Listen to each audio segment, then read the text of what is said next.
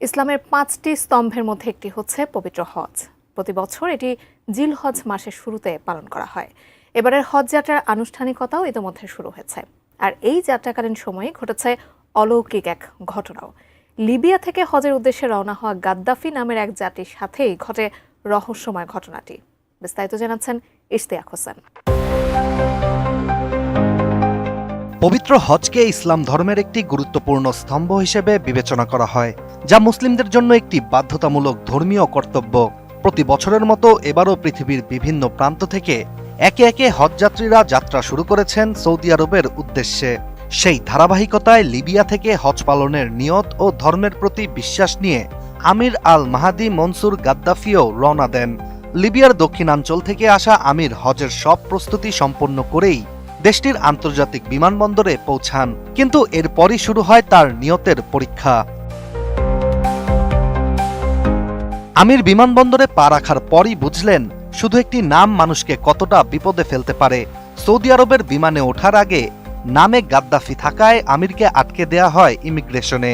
লিবিয়ার এক সময়ের শাসক ও আন্তর্জাতিক নিরাপত্তার জন্য সন্দেহভাজন ব্যক্তি হিসেবে পরিচিত ছিলেন মুয়াম্মর Gaddafi.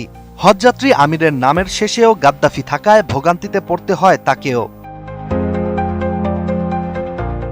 Walton washing machine, simplifying life with hassle-free washing. এদিকে অন্য যাত্রীরা একে একে ইমিগ্রেশন পার হয়ে বিমানে উঠে যাচ্ছিলেন, আর আমির দাঁড়িয়ে অনিশ্চয়তার প্রহর গুনছেন। অবশেষে যখন ক্লিয়ারেন্স পাওয়া গেল, তখন বিমানের দরজা বন্ধ, আর পাইলটের স্পষ্ট সিদ্ধান্ত ওই মুহূর্তে দরজা না খোলার। ফলে বিমানে জায়গা হয়নি আমিরের। কিন্তু হজ পালনের নিয়ত ও আল্লাহর উপর আস্থা রেখে আমির নিজের স্থিরতা হারাননি। তিনি জানিয়েছিলেন এই বিমানবন্দর ছেড়ে তিনি যাবেন না যতক্ষণ না হজে যাওয়ার ফ্লাইটে তিনি উঠছেন। এরপরই শুরু হয় বিস্ময়কর ঘটনা। আমিরকে রেখেই চলে যাওয়া বিমানটিতে যান্ত্রিক ত্রুটি দেখা দিলে ফিরে আসতে বাধ্য হয় সেটি। বিমানটি অবতরণ করার পর ত্রুটি মেরামতের কাজ চলাকালীন সময়েও আমিরকে সুযোগ দেয়া হয়নি বিমানে ওঠার। পরে আবারও আমিরকে রেখেই উড়ে যায় বিমানটি, কিন্তু অলৌকিক কিংবা রহস্যজনকভাবে দ্বিতীয়বারও সমস্যা দেখা দেয় সেই বিমানে। নেমে আসতে বাধ্য হয় বিমানবন্দরে। দ্বিতীয়বার অবতরণের পর বিমানের ভিতরে নীরবতা। ঠিক তখনই ক্যাপ্টেন ঘোষণা করেন, আমিরকে ছাড়া আর এক পাও এই বিমান এগোবে না।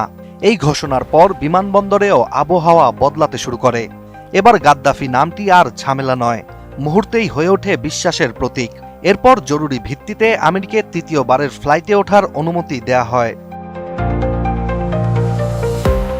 এবার কোনো যান্ত্রিক ত্রুটি ছাড়াই আমিরকে নিয়ে সৌদি আরবের উদ্দেশ্যে উঠতে শুরু করে বিমানটি। এই ঘটনার পর স্থানীয় একাধিক গণমাধ্যমকে আমির বলেন, তিনি শুধু হজ করতে চেয়েছিলেন। তিনি জানতেন যে তার নিয়ত যদি হজ হয় তাহলে কেউ তাকে আটকাতে পারবে না। সবকিছুই আল্লাহর ইচ্ছায় হয়। হজযাত্রার এই রহস্যময়ী ঘটনা ও আমিরের অটল বিশ্বাস বর্তমানে অনেককেই আবারও ভাবতে বাধ্য করছে, অলৌকিক ঘটনা কি সত্যি ফুরিয়ে গেছে? এছাড়া শুধু যন্ত্র নয়, হয়তো নিয়তিরও ইচ্ছে ছিল বিমানটি আমিরকে নিয়েই উড়বে। Ishtiaq Hossain, ATN news.